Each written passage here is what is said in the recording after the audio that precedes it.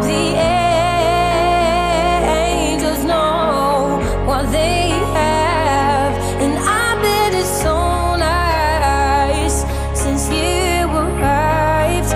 You'll be dancing in the sky. Tell me, what do you do up in heaven? Are your days filled with love and light? Is there music? Is there art and adventure? Are you happy? Are you more alive? 'Cause here on earth it feels like everything good is gone.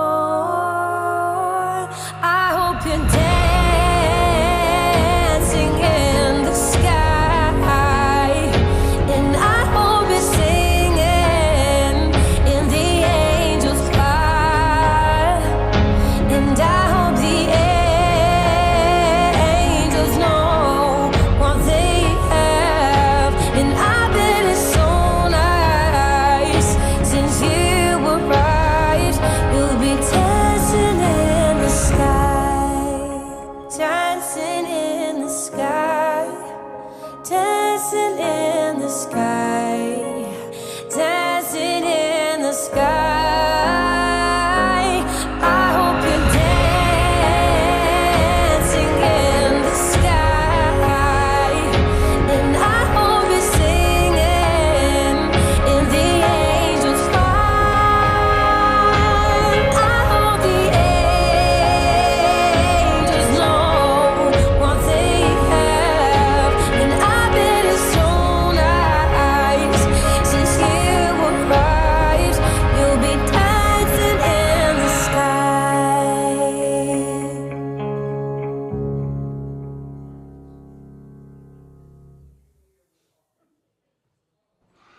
Okay, this one's for Gabby.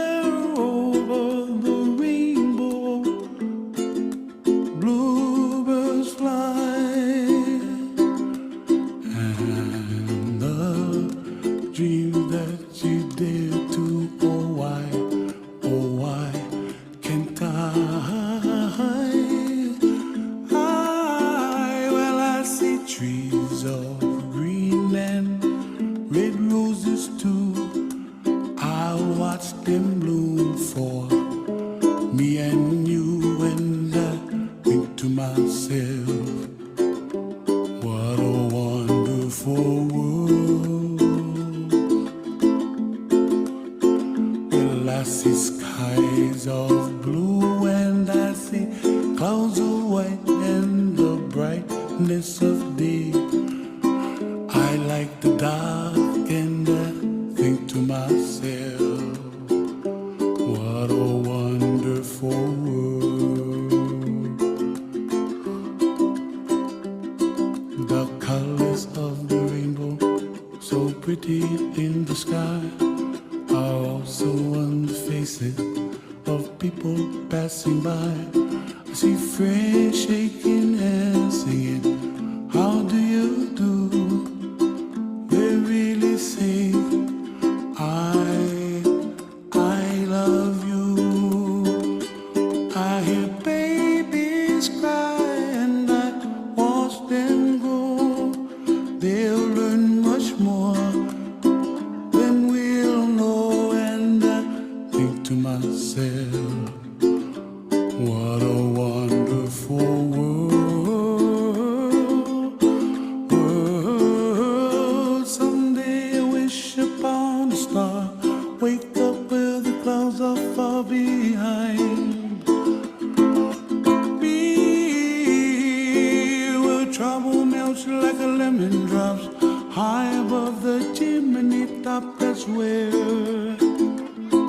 you find me, oh, somewhere over the rainbow, way up high.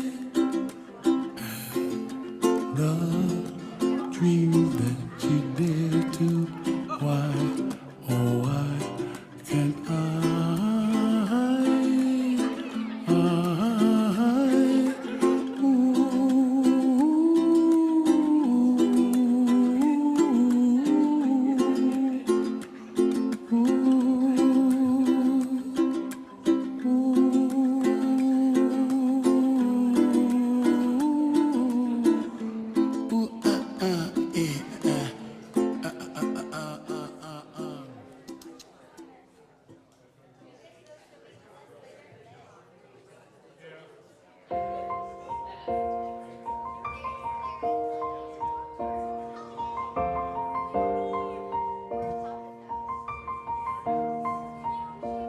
It's been a long day without you, my friend, and I'll tell you all about it when I see you again. We've come a long way from where we began. Oh, I'll tell you all about it when I see you again, when I see you again. Why'd you have to leave so soon, yeah? Why'd you have to go? Why'd you have to leave me when I needed you the most? 'Cause I don't really know how to tell you without feeling much worse. I know you're in a better place, but it's always gonna hurt. Carry on. Give me all the strength I need to carry on.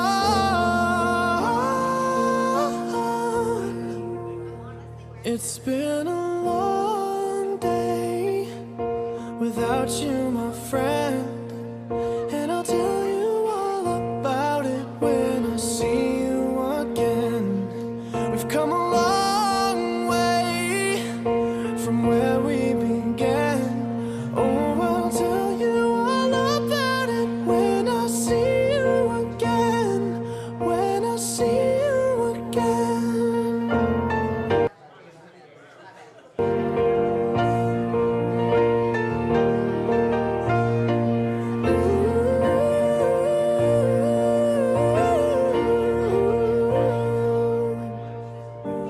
How do I breathe without you? I'm feeling so cold.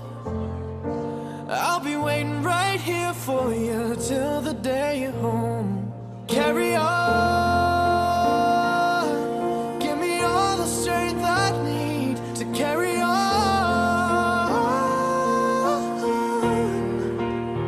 So let the light guide your way. Yeah. Hold that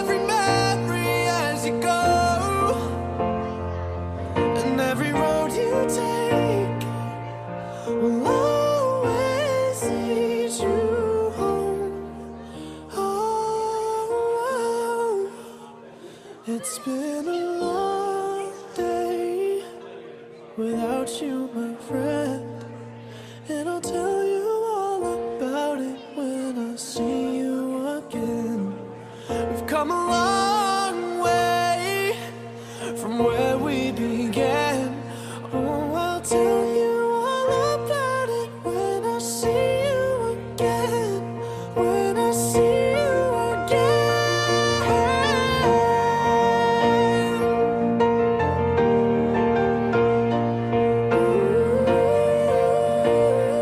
When I see you again, see you again. Oh, when I see you again.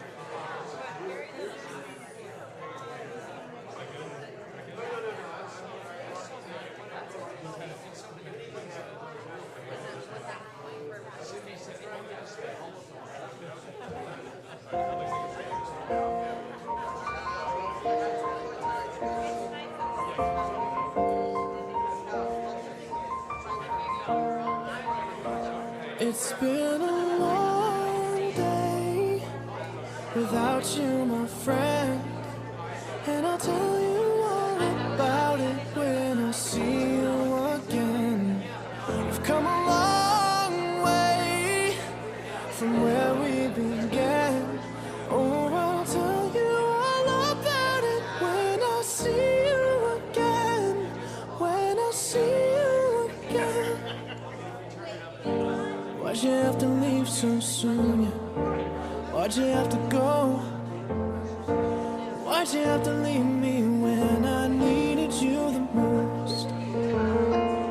'Cause I don't really know how to tell you without feeling much worse.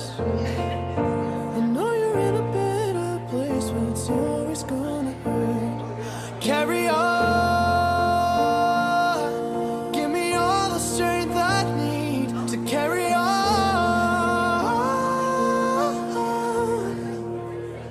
It's been a long day without you, my friend, and I'll tell you all about it when I see you again. We've come a long way from where we began. Oh, I'll tell you all about it when I see you again. When I see you again.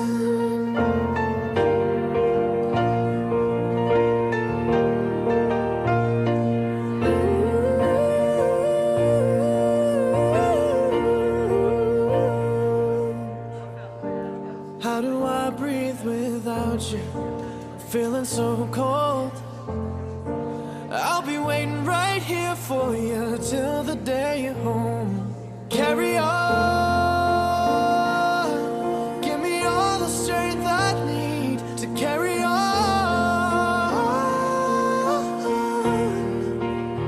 So let the light guide your way. Yeah. Hold every memory as you go, and every road you take will always lead you home. Oh, it's been a long day without you, my friend, and I'll tell you all about it when I see you again. We've come a long way from where we began. Oh, I'll tell you all about it when I see you again. When I see you again.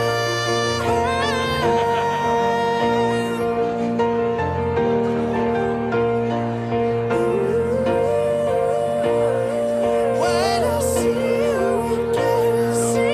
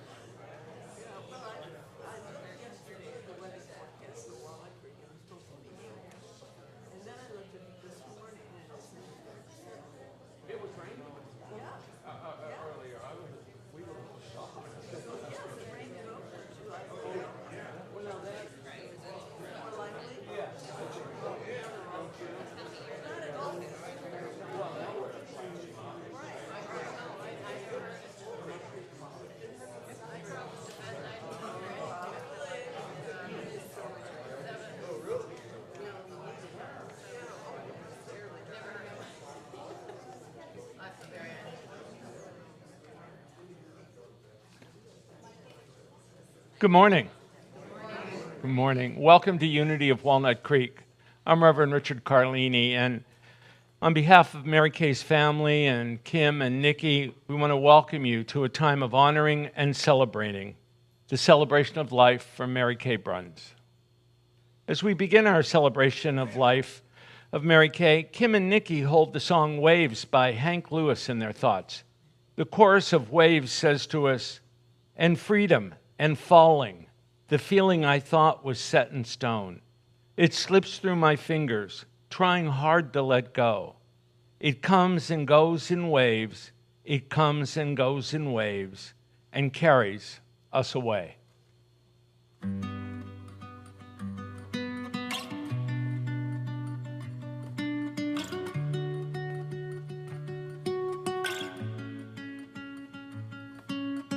There is a swelling storm, and I'm caught up in the middle of it all. And it takes control of the person that I thought I was, the boy I used to know. But there is a light in the dark, and I feel its warmth in my hands, my heart. Why can't I hold on? It comes and goes in waves, it always does, always does. We watch as our young hearts fade into the flood.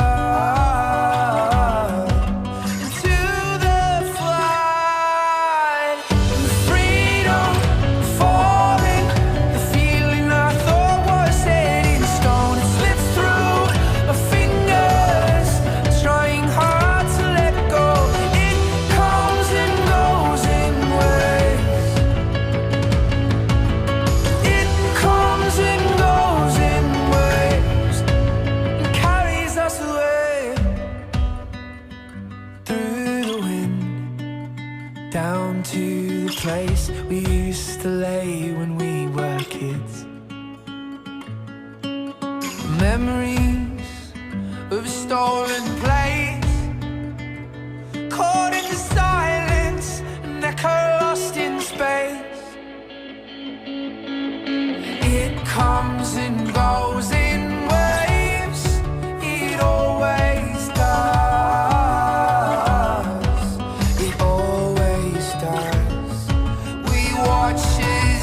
Young hearts fade into the flood, into the flood.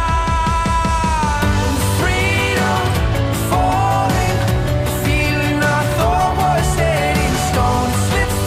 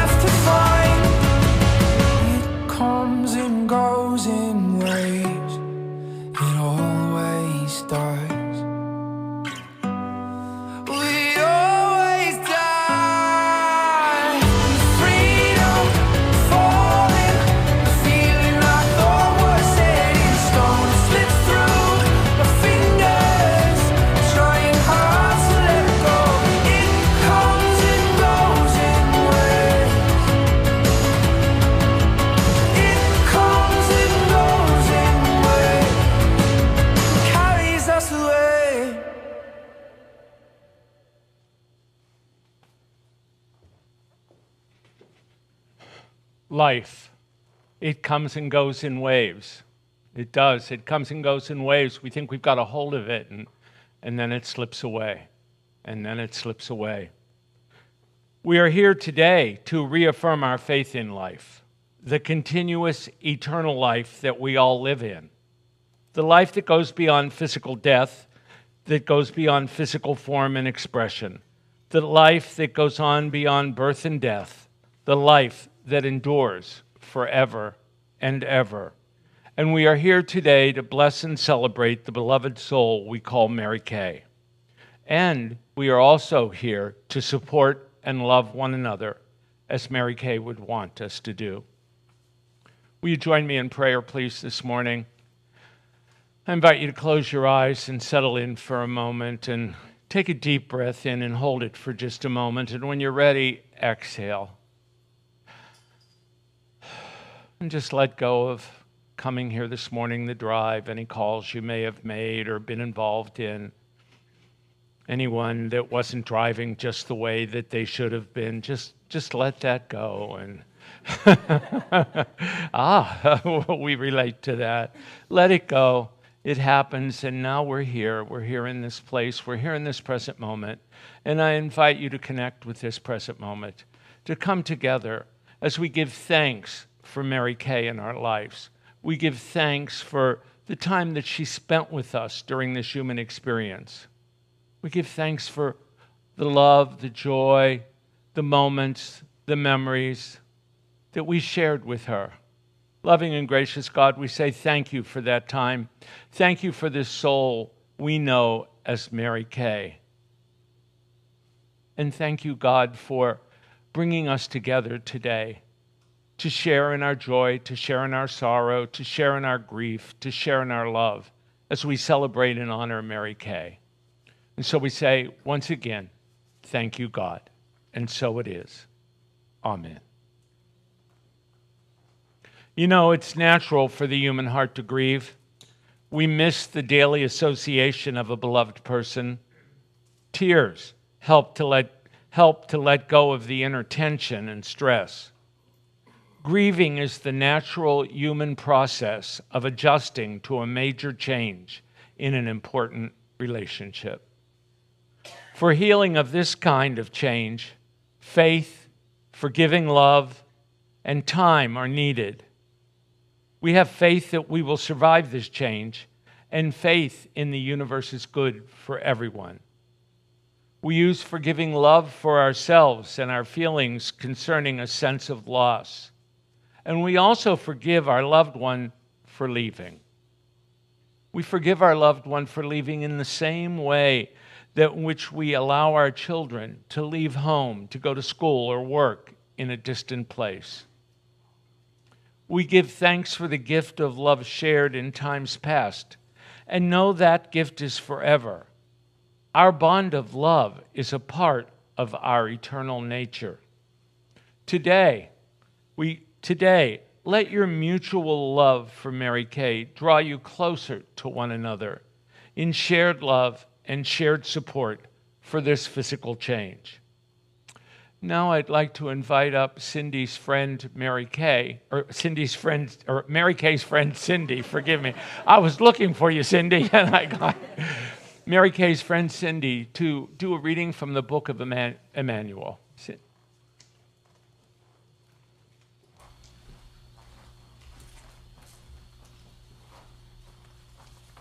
Hello, everyone. So I had the honor of seeing Mary quite a bit in her last few weeks here. I happened to work rather close to John Muir Hospital in Concord, and so I would sneak off during breaks and just go and see her and squeeze her hand. And every time I saw her, she was like, "Now, you are going to be reading at the memorial service from the book of Emmanuel." And I said, "Yes, I will do that." So in Mary's lovely fashion, she's firm, and so I wanted to make sure I honored her wishes. Anyway, when Kim and Nikki were over at Mary's apartment, I got the book, and she had all the little bookmarks for me, which was great.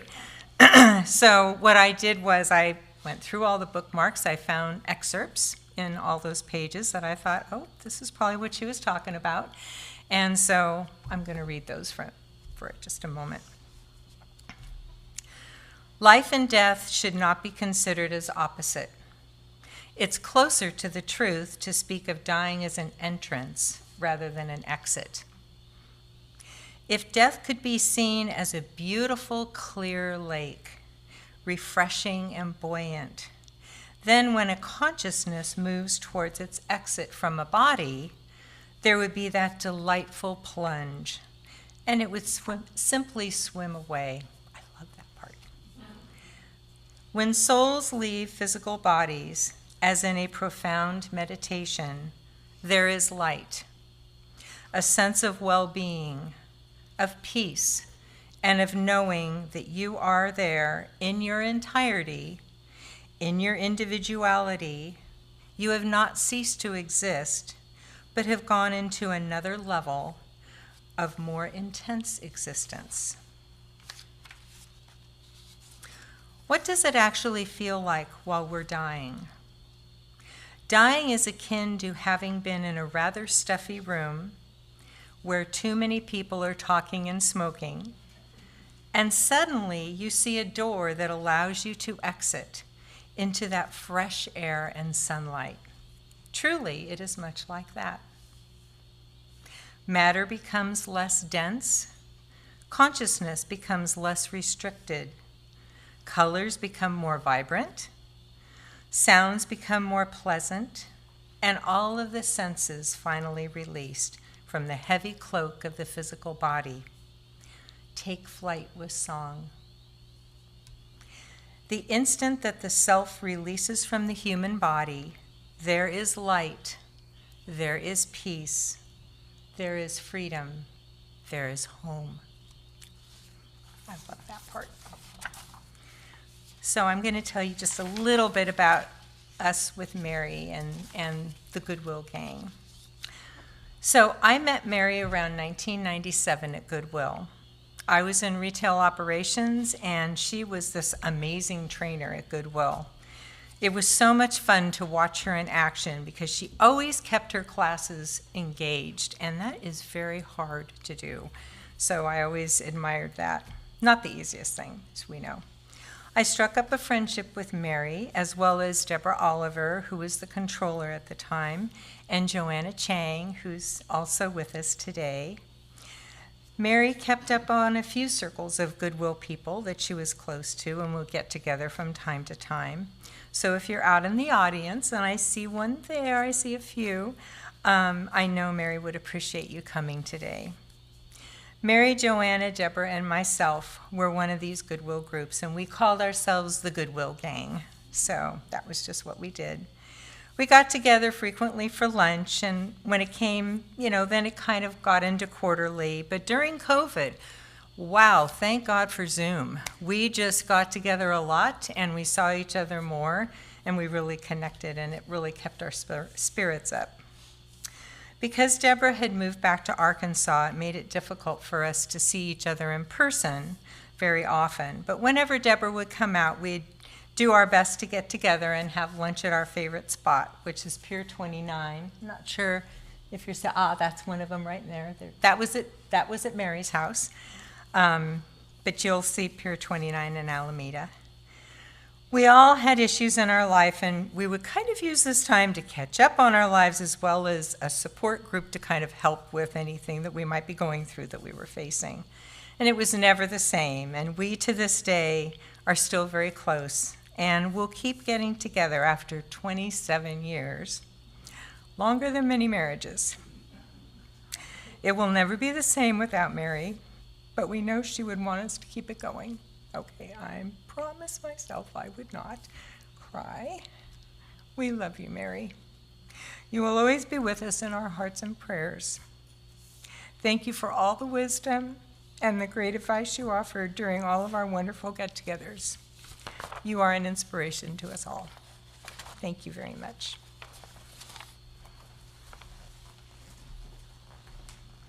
Thank you, Cindy. I understand that Goodwill has never been the same.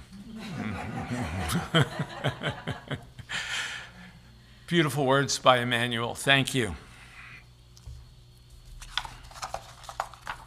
One of the greatest challenges that we all face is that challenge of change. Change never seems to be easy. There are always those feelings of loss that accompany any change, but change is a necessary part of life, and we cannot have life without change. Surely one of the greatest changes, and indeed the most mysterious, is the change we call death. Through human eyes, death looks as though it is the finish of life. But in New Thought, we acknowledge that we are spiritual beings having a human experience. In this acknowledgement, there is an assurance to us that all life is continuous. We can look past the change of death and see eternal life. As we honor and celebrate Mary's life, I invite us to lift our vision of her to the new experience that she has entered. Mary has passed from our physical presence, and she is missed. I'd like to invite you now to spend a moment in silent contemplation, to recall in that contemplation time the many ways that Mary touched your life. What did you learn from this soul? Recall the gifts that she shared so freely, the strengths and the qualities you saw expressed through her. And I also ask that, remembering what this incredible soul gave to you, you find ways to give that to another. If it was love, share love with another. If it was strength, share strength. If it was joy, if it was humor, if it was peace, share that with another. You decide, you choose, and as you do, it becomes a living legacy that lives on through you, honoring Mary's presence with us on planet Earth, the circle of life. And now Mary's daughters, Nicole and Kim, have some words to share. And I was told this morning that Kim should come up first because she's the oldest. So, Kim.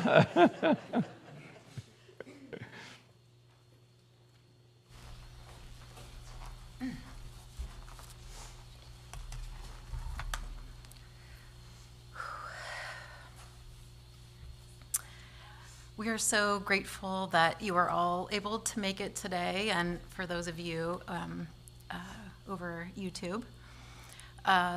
The love in this room is overwhelming in the best possible way. I think Nikki would agree that since the time leading up to and since our mom's passing, our experience of her has deepened through the connections we have made with all of you. We have so appreciated hearing about your relationships with our mom and how she has impacted your lives. It has been so meaningful and has expanded our view of her. Also, in going through her apartment, we found keepsakes, letters, notes, and her extensive collection of books. So much history in our apartment, right under our noses. I think the letters were most inspiring to me. Some of the letters going back 60 or 70 years, and some more recent, all written with time and care. It inspired me to write one more letter. Dear Mom, it's hard to believe you've been gone for over 2 months now. It all happened so quickly, I didn't really get a chance to settle into my cherished moments and goodbyes with you. I feel grateful that Nikki, Aunt Judy, and I were there for you for your last breath. I keep thinking that I can just call you up and share my latest adventure or something ridiculous. But I remember you're not there. Not there in the way I wish. But I do feel you there in my dreams and when I pause in my day, and there is only the thoughts in my head making noise. Our relationship certainly has been a complex one. We have covered a lot of terrain. There's so much to say, but I think the memory that speaks to me in this moment is when we went to Maui together in 2015. One of the excursions was snorkeling at Molokini Reef. It was a particularly windy day, which made it challenging to get in and out of the boat. But we put on our gear and made our way into the choppy water. I don't recall the fish we saw or even swimming in the water with you. What is imprinted in my memory is when we were trying to get back on the boat. I remember thinking as I was climbing the ladder that this is challenging for me. I'm worried about you making it back on. After I made my way back onto the boat, I sat on the side waiting for you to climb in.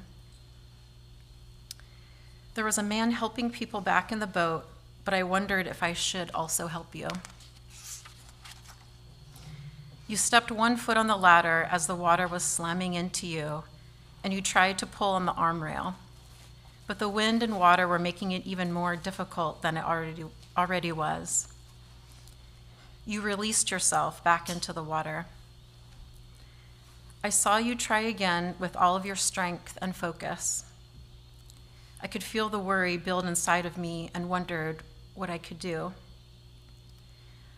On your third attempt, I stood up to give you a hand, but the man assisting you held confidence in your ability to climb up with his guidance and arm. I sat back, just as a wave of water rushed over your body as you stood tall. I felt in awe of your physical strength as the wave of fear subsided in me.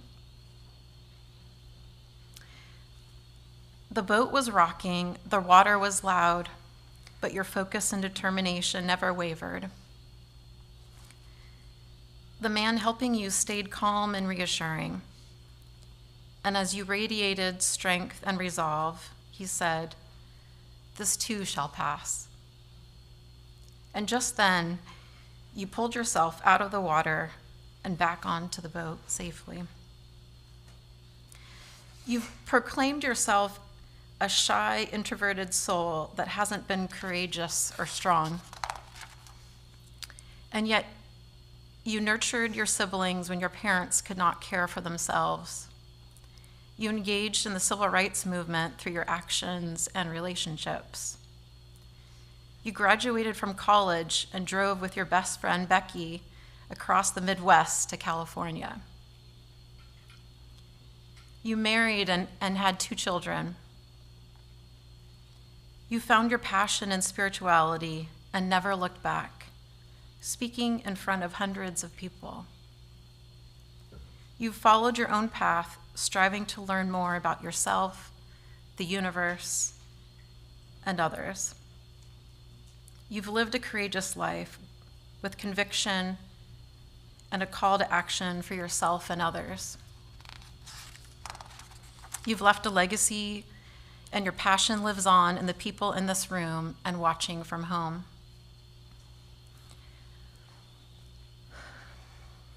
I am beyond grateful that we were able to meet twice a week over Zoom these last several months.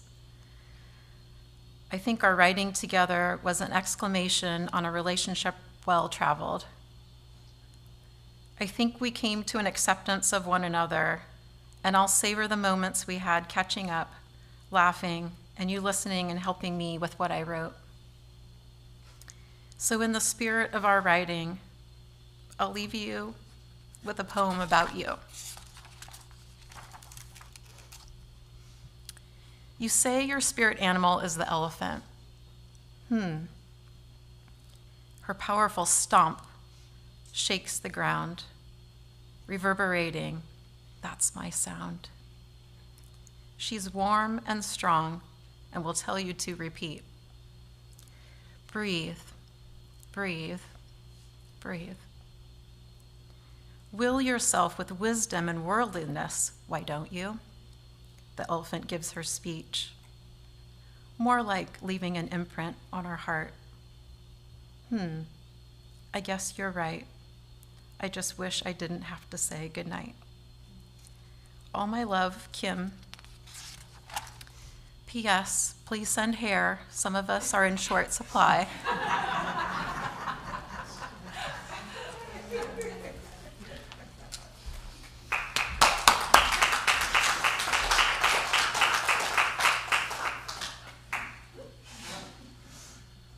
You ready, young lady? Yeah. Let's give the youngest one a moment here to...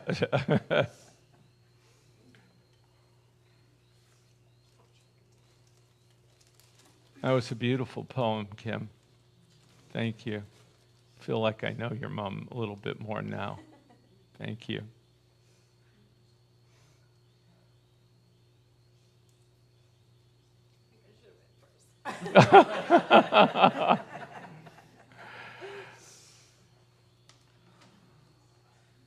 I'll be right here with you.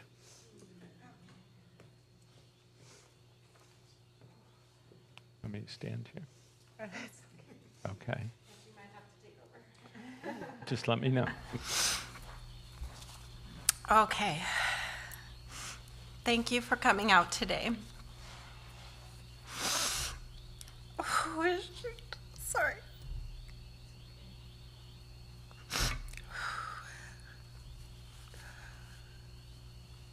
Just a second. Oh, it's okay. I just need a... Can I stand here with you? You're going to make me cry more. I'll sit down. Okay. Public speaking was definitely more my mom's thing than mine. But I wanted to honor her today. Sorry, it's going to probably take twice as long.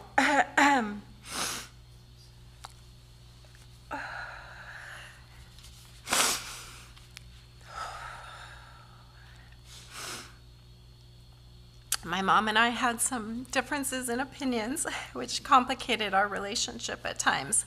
But she was always there to be an amazing grandmother to Alex and Henry.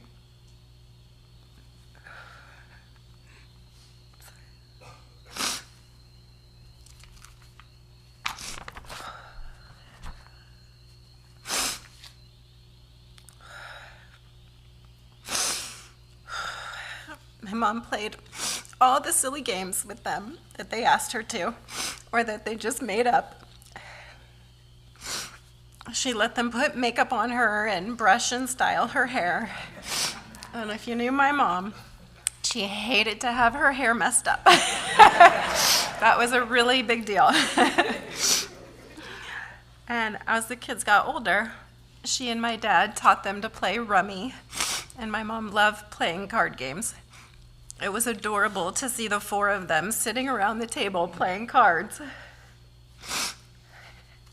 Sorry, there's just going to be a lot of dribbles. When the kids visited her in the hospital, they had her playing a game of telephone around the hospital bed. I'm grateful that they had a positive and fun last memory with her. When the kids were really little and my parents would come for a visit, I was always so stressed out managing work and the kids that the house often fell to the wayside. Without being asked, she would fold countless loads of laundry and put my dad to work unloading the dishwasher and distributing all the folded clothes to the various rooms. She was an incredible hostess and so welcoming to everyone.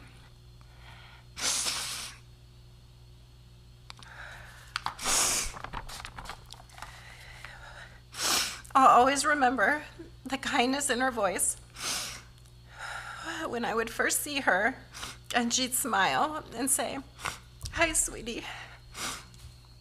She always encouraged me to take better care of myself and was so happy when I finally left working the long days at Kaiser. I wish I would have taken the time to drive her over to see my new office and share in the excitement of finally achieving what she had wanted for me. I'm not sure what else to say. I just wanted to share my gratitude for the gifts of love and kindness that she gave to me and my family. And thank everyone here and watching for the kindness and love that you shared with my mom. Need another tissue doll. Stopping. Thank you.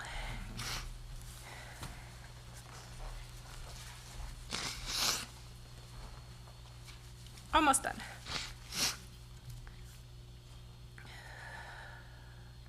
I'm grateful that she had you all in her life. In closing, I'd like to read a poem that I think would have resonated with her. Death is Nothing at All by Henry Scott Holland. Death is nothing at all. I have only slipped away to the next room. I am I, and you are you. Whatever we were to each other, that we still are.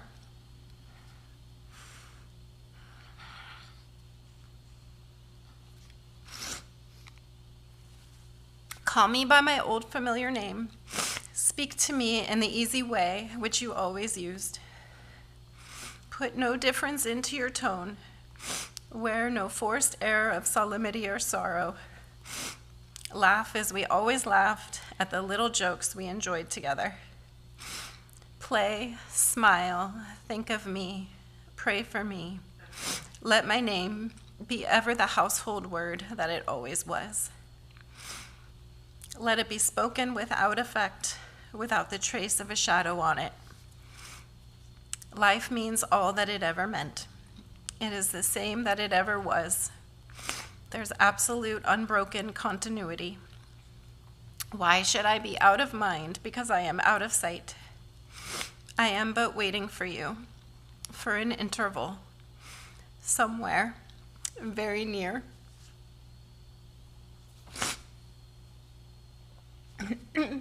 Excuse me. Just around the corner. All is well. Nothing is past. Nothing is lost. One brief moment, and all will be as it was before. How we shall laugh at the trouble of parting when we meet again. Thank you.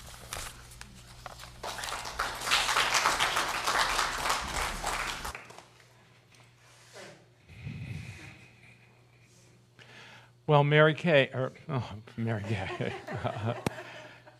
Nikki and Kim would like to offer you the opportunity to share stories if you'd like. And so you can either come up and use the microphone here at the lectern, or I have a handheld that I can bring to you. Who would like to share at this time?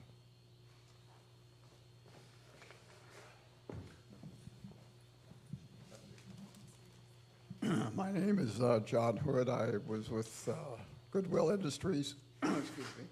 At this age, I have to rely on notes more than my memory. My enemy just like stairs. So I first met Mary over 25 years ago at Goodwill, and we have maintained our friendship ever since. All of my wife and I had coffee with Mary about a month before she died. And she was in good health. She had no complaints. She was just fine. Her passing came as a complete surprise to us and with great sorrow. We'll always remember her caring and nurturing nature, heavy on nurturing person. Many, many people will miss her. And I look forward to renewing friendships with some of the goodwill people that are here. Thank you. Thank you.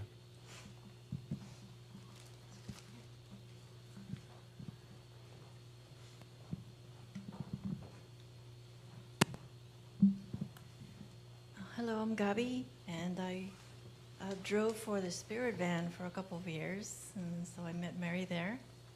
And yeah, I remember just her kindness and the dedication to really find drivers for all kinds of people, not just the ones who couldn't drive for some reason or another. And I was very thrilled to know that she also taught meditation classes, because I'm also a meditation and yoga teacher. So that really linked me a little deeper with Mary. So I'm very grateful for the 2 years that I knew her and I worked under that Spirit Van. I don't know who makes those schedules. But I know the Spirit Van's still going, and I'm happy to hear that. He taught me how to drive the little RV. I call it the RV. So peace to all of you, peace to Mary. And I'm glad to hear that that there had been nothing wrong with her and it was a sudden death. I mean, that's really a blessing that she didn't have to agonize, for a long period of time. That's already really good karma. So love to all of you. Thank you. Thank you.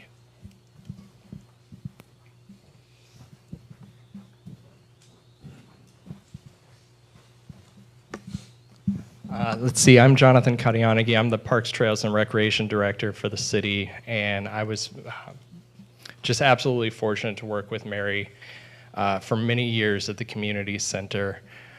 She was never the first person at the community center, but she was often the very, very last person. I had a lot of late meetings, and I'd end my meetings, and I'd go in and I'd see Mary in her little office, and she'd be fighting to get grant funding to get the program together. She'd be sending messages to all the volunteers and drivers, coordinating all the assets, and we'd have a moment where we'd talk about what was on Colbert the night before, or we'd talk about what was happening in the latest Marvel movies. She loved the superhero movies, and I'm wearing my Guardians of the Galaxy shirt today because Mary was an absolute superhero.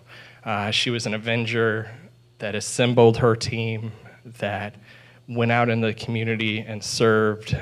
She was a leader. And Guardians of the Galaxy, because her spiritual connection to the entire universe and that impact she had for everybody was just amazing. And I remember if there was ever an injustice, how red she would turn.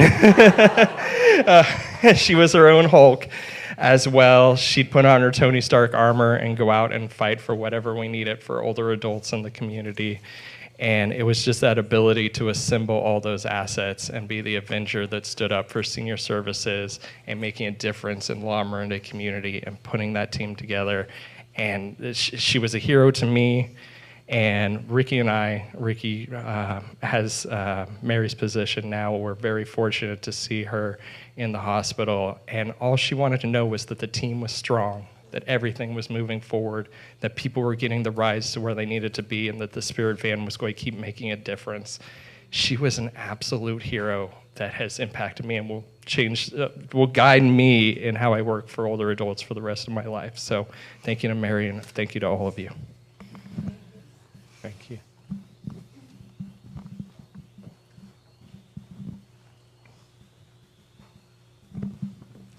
Hello, my name is Mei Sun Lee, and I wasn't really going to say anything much. I've lost touch with the community, and I've lost touch with Mary all these recent years. Now I realize, to my astonishment, that many of you wouldn't be here if it wasn't for me. And it gives me a great sense of responsibility and honor to recognize that. Years ago, I was the manager of senior services for the city of Lafayette, and when I came up with the idea of providing transportation for seniors who were unable to drive, who were kind of stuck in their homes or small apartments, The notion was a foreign one to Lafayette, Moraga, and Orinda. We're a wealthy community. We don't need drivers. We don't need to get around. We got plenty of services. We were self-sufficient. Well, that was not true. It was obvious. So it wasn't so obvious to me until we started the band program. Then I realized how important it was. But I wrote grants. We got support for the band program, and I hired Mary. And it was one of the best decisions, as Jonathan will attest to. And I am proud and grateful to all of you for being kind of the seeds and the flowers and the wonderful natural growth of the community that was seeded by the Spirit Van program. I'm proud to be here and grateful to see the fruits of that effort right here and extended beyond to all those people who use those services over the years. Thank you very much for making me very happy, especially happy to be here today. Thank you.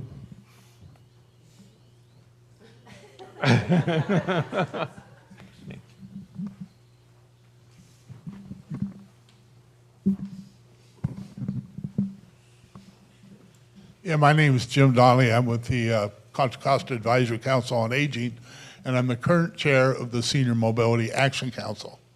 That's how I met Mary. I met her 8 years ago when I walked into a meeting that she was chairing, the Senior Mobility Action Council, and I said, wow, this is a work group I want to be with. She was a tremendous advocate, and she got so many things done. We put on a couple of great conferences, one on emergency preparedness at Rossmore that drew 350 people. We put on others about accessible transportation. She really understood it. She really was an advocate for it. And, you know, the one disappointment she had in me is instead of volunteering for the Spirit Van, I volunteered for Mobility Matters.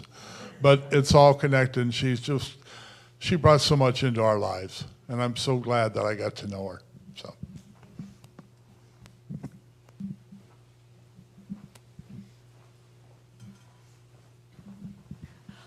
I'm the infamous Becky. And I've known Mary longer than Kim has. We met at Grinnell College, and we both majored in psychology. And so we were friends there. And after we graduated and had a brief experience that we both left, Mary talked to me in that voice of hers and said, I'm going to California, and so are you.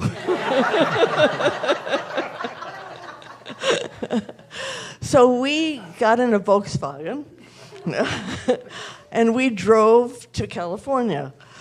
Mary was convinced that we could camp out, and we tried camping out at Estes Park on the top of the mountain, and it was so cold that we got up at 3 in the morning and left. But we had a wonderful time, and we lived together in an apartment in San Francisco, right by the Golden Gate Park. And Mary got a job at Dean Witter, and I got a job typing labels for canned peaches. So I said, California's lovely, but I'm going back to Chicago. And so Mary and I have, of course, been friends ever since. I mean, we've kept in touch. And I was so looking forward to finally moving to California because my daughter lives in San Francisco, and I moved to Oakland. And I was so looking forward to being able to see Mary, and we saw each other a couple of times before she became ill. I know that maybe she would like the Baha'i. I have a friend who's a Baha'i, and she had a story to tell me when my father died. The soul is like a bird in a cage, and death opens the door of the cage, and the bird flies free. She's a great friend. Thank you.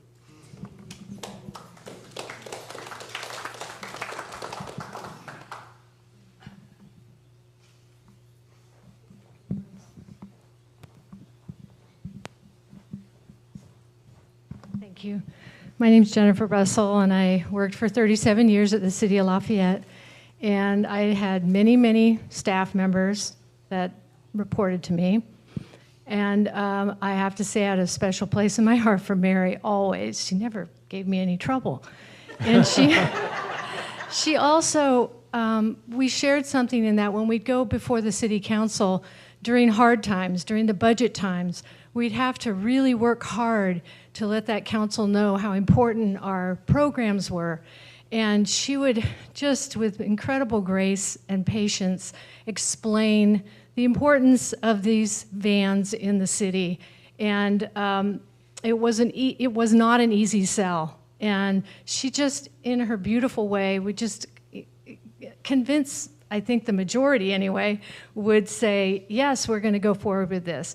Then I would see her, I would work late, and I'd be walking in the halls at the community center, and I'd see the light on in the senior center, and there she would be, and I'd poke my head in and said, what are you doing here?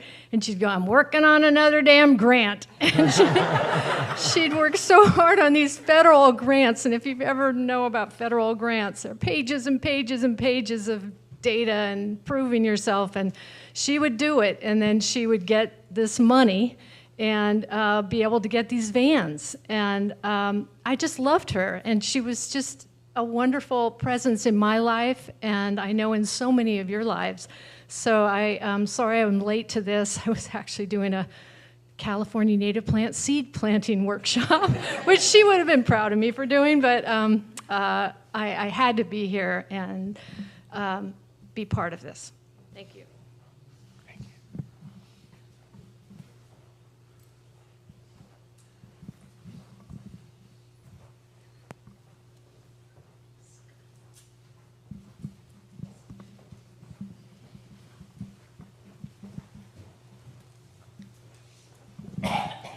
Hi, my name is Susan Ewald, and I'm one of Mary's meditation students, along with these three ladies.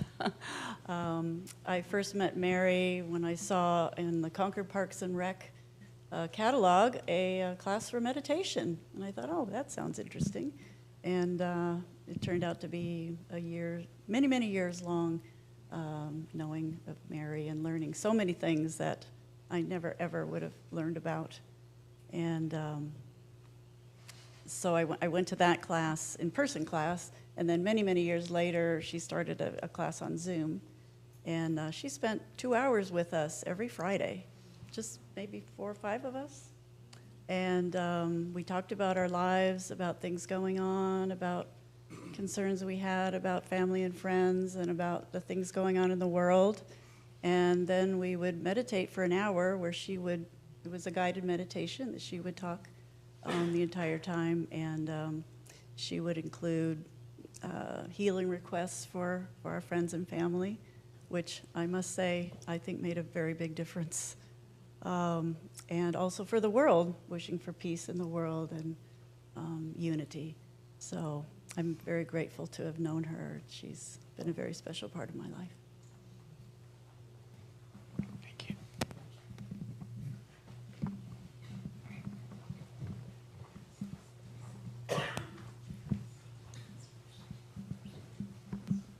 So I'm Leslie. This is the first time I'm actually holding a mic speaking, so it's going to be a little bit fragile to speak here. But good to be here today, honoring Mary's life. I became Mary's friend. I was her neighbor for 20 years. I met in April of 2004. And it was the first time I moved into an apartment complex and sharing a common wall with her. And the way we met, you can't hear me? Okay. And that's what I said the first time, but anyway, here we go.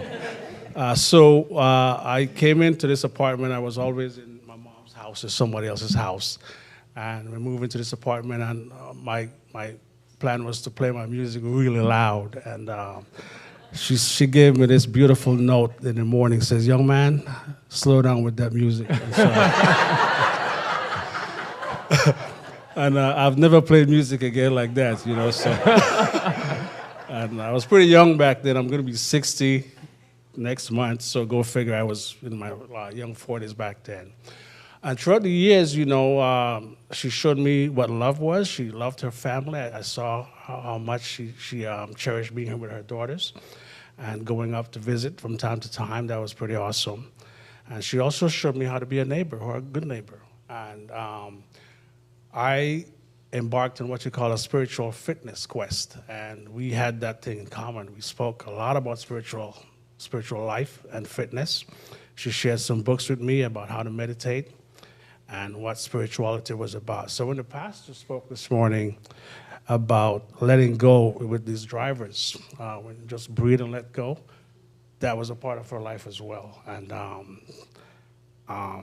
as we go home today, don't deal with the drivers, because I had this anger issue, and that they go about their business, but we're left with the anger, So, it's really a great thing to be here today to honor her life. She was a pretty amazing woman, she also loved her job. So everybody that's sharing about this, her work, I saw the amount of work she put into that, and I was begging her to retire, but she just didn't want to. So, a beautiful woman. And lastly, a couple of weeks ago, I believe a month or so, 2 months ago, she was going somewhere special. And they talk about the kids giving her makeup and stuff. In any event, she looked so beautiful that day. She had on makeup and her hair was awesome. And I gave her this compliment like I was coming on to her, and oh my God, she blushed, it was awesome. So beautiful lady, and again, great to be here to honor her life, and my condolences to the family. Thanks.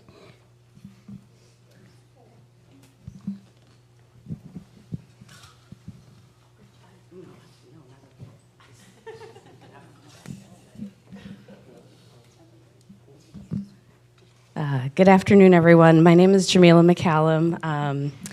Mary Kay was my aunt, and I just wanted to share the gift of the impact that she had on me. Sorry, I don't remember the first time I met Mary Kay, but I remember every time we were together in some kind of family gathering, we would always find a way to kind of huddle in a corner and be talking about spirituality. And I had never met someone who could articulate so much about her beliefs and in a way that resonated with me. And it was so very powerful that we reached out to her when we were going to get married, my husband and I, and she did our wedding. And when we decided we wanted to start a family, we reached out to her for guidance. And the most profound after all of that was when we went to visit her in the hospital. And our timing was something else. She had just gotten the news that the time that she thought she had was going to be much less. And she was so serene and so calm and so accepting of that news that I'm going to be thinking about that moment for years, and in a way that's like, it made me question my beliefs, but in a good way. Like, if that is what it really looks like and feels like, to be so sure that you're going to be back again, that this is not the end, like, it was so powerful. And I will carry that with me for the rest of my life. Thank you.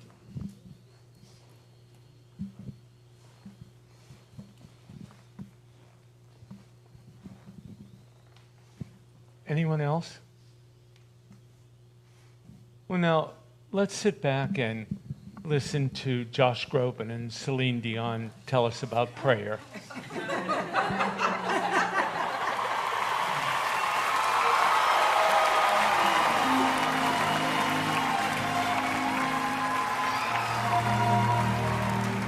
Thank you so much.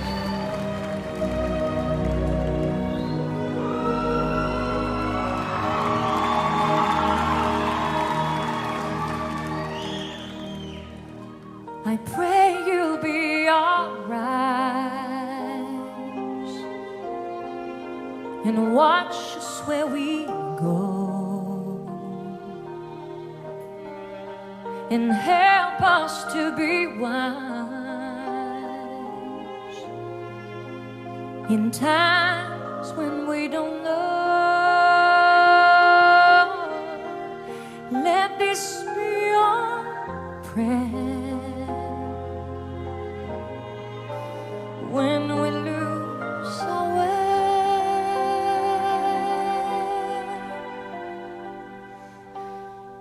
lead us to a place, guide us with your grace, to a place where we'll be saved. La luce che tu dai, I pray we'll find your nel light cuore resterà, and hold it in our heart. a ricordarci che When stars go out each night, l'eterna stella sei. Nella mia preghiera, let this be our prayer. quanta fede c'è. When shadows fill our days, Lead us to a place, guide us with your grace, give us faith so we'll be saved. sogniamo un mondo senza più violenza, un mondo di giustizia e di speranza. Ognuno vive quel sole gira, simbolo di pace, di fraternità. La forza che ci We ask that light become desiderio che and wash us from above. ognuno trovi amore We hope it's so we'll find intorno e dentro sé. another soul to love. Let this be our prayer, Let this be our prayer, just like every child. just like every child. Need to find a place, guide us with your grace, give us faith so we'll be saved. Nella fede che hai acceso in noi, sento che ci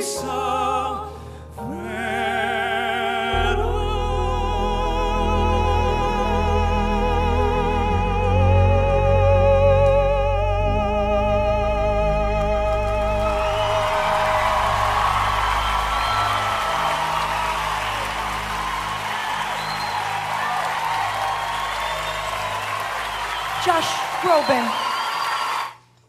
Josh Groban. Where is he? Prayer. No one ever passes beyond the power of prayer support. Prayer support is the language of the universe, unlimited by time and space. Let us all here at this moment form a prayer support group. And as we support each other, let us know that each one is enriched in our own experience of the universe and in our own understanding and in our own participation in the life that is limited only by our present understanding. Let us all enter into this time of prayer with open and receptive minds and hearts. And as we do so, we shall release a real blessing of prayer that will follow our loved one into her great ongoing. And we pray that we too will find any darkness and heaviness passing away, and we welcome the radiant light of spiritual understanding. Now, I invite you to close your eyes and move inwardly as we feel the presence and warmth of universal love. In the consciousness of this love, we feel a sense of closeness with all those whom we love, especially this one who has passed beyond our physical sight. And we call upon the earth in its abundance and fertility, its beautiful depths and soaring heights, its diversity and simplicity. We call upon the mountains, the Sierra Nevadas and the Rockies, the high green valleys and meadows filled with wildflowers, the snows that never melt, the summits of intense silence. We call upon the waters that rim the earth, horizon to horizon, that flow in our rivers and streams and fall upon our gardens and fields. We call upon the fields which grow our food, the nurturing soil, the fertile lands, the abundant gardens and orchards. We call upon the forests, the great trees reaching straight and tall to the sky, with earth in their roots and heaven in their branches, the fir and the pine and the cedar.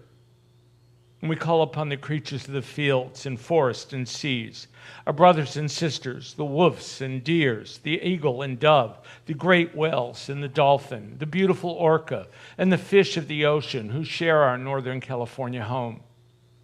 And we call upon the moon and the stars and the sun, which govern the rhythms and seasons of our lives and reminds us that we are a part of a great and wondrous universe.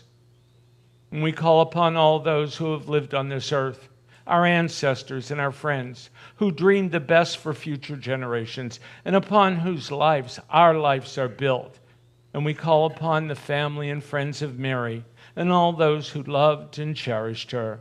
And lastly, we call upon the power and presence of love on that which asked us to become greater than ourselves.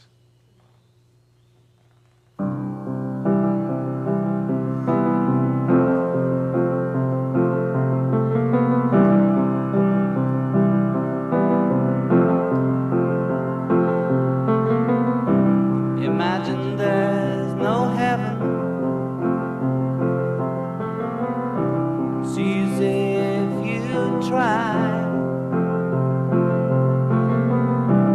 No hell below us, above us only sky. Imagine all the people living for today. Imagine there's no countries. It isn't hard to do. Nothing to kill or die for, and no religion too. Imagine all the people living life in peace. You may say I'm a dreamer, but I'm not the only one. I hope someday you'll join us, and the world will be as one.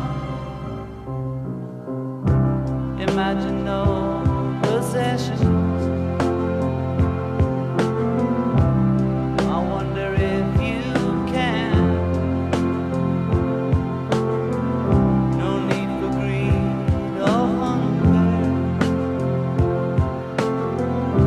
or brotherhood of man. Imagine all the people sharing all the world. You may say I'm a dreamer,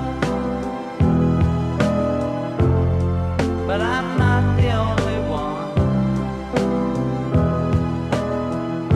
I hope someday you'll join us,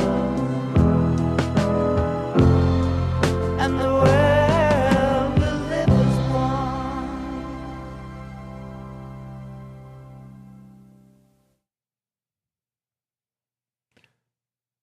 I invite you now to bring your image of Mary into your mind's eye.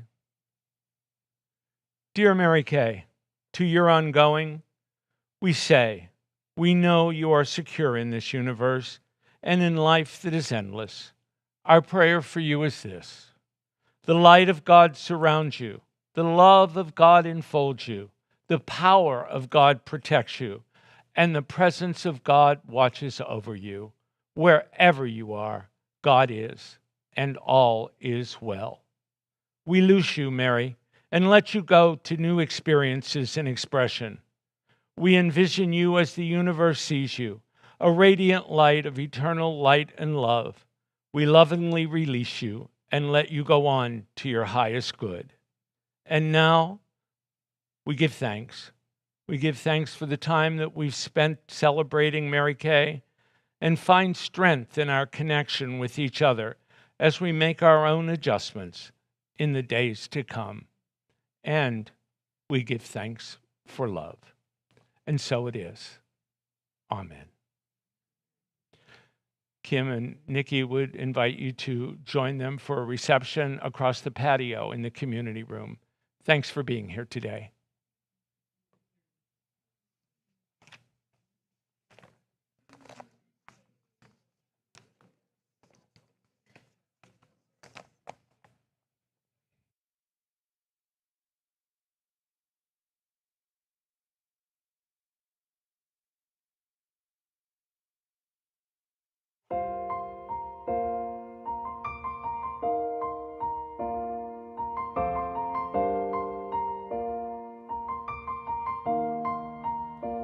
It's been a long day without you, my friend, and I'll tell you all about it when I see you again. We've come a long way from where we began. Oh, I'll tell you all about it when I see you again. When I see you again. Why'd you have to leave so soon? Why'd you have to go?